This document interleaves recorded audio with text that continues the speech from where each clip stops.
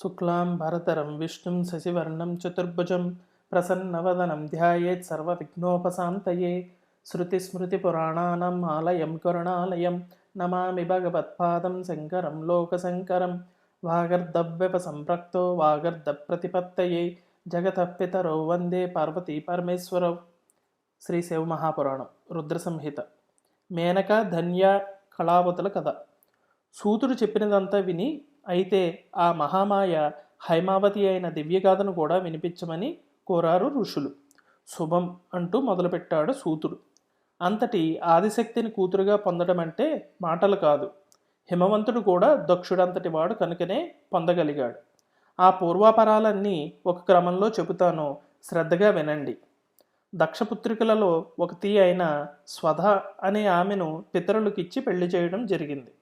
స్వధా పితరులకు 3 కుమార్తెలు. వారే మేనక, ధన్య, కళావతి అనే పేరు గల ఈ 3 దినదిన ప్రబద్ధమానలై యోగినులు, జ్ఞానమూర్తులు, త్రిలోక సంచారులు, శక్తిమంతులుగా పరిణితి చెందారు. ఒక రోజున వారు వైకుంఠంలో జరుగుతున్న ఉత్సవ దర్శనార్థమే వెళ్ళారు. ఆ ఉత్సవాన్ని తిలకించడానికి సనక సనందన సనత్కుమారులు కూడా వచ్చారు. వారిని చూడగానే అక్కడ వారంతా దిక్కున లేచి నమస్కరించి గౌరవించారు. కానీ పితరుల పుత్రికలైన 3 మాత్రం శివమాయ వల్ల సంబరాలలో మునిగిపోయి ఆ మునులకు ప్రత్యుద్ధానం చేయకపోవడం వలన సనత్కుమారుడు వారిని శపించాడు.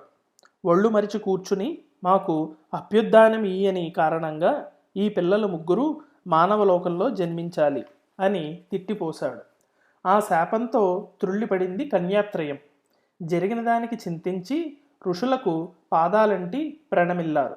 శాప విమోచనం అనుగ్రహించండి అని శతదా ప్రార్థించారు.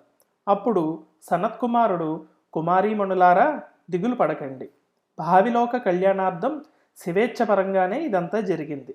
మీలో ఆఖరదైన కళావతి ద్వాపర యుగంలో వృషభానుడు అనే యాదవ వైశ్యుడికి ఇల్లాలై గోలోక సామ్రాజ్ఞి అయిన రాధాదేవిని కుమార్తెగా పొందుతుంది.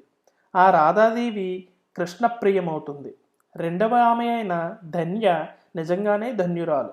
28వ త్రేతాయుగంలో జనకరాజుకు భార్యయే మహాలక్ష్మి అంశతో అవతరించబోయే సీతామహాసాధ్వికి తల్లి అవుతుంది. విష్ణు అంశ అద్భుతుడైన శ్రీరాముని అత్తగారే శాప విముక్తిని పొందుతుంది.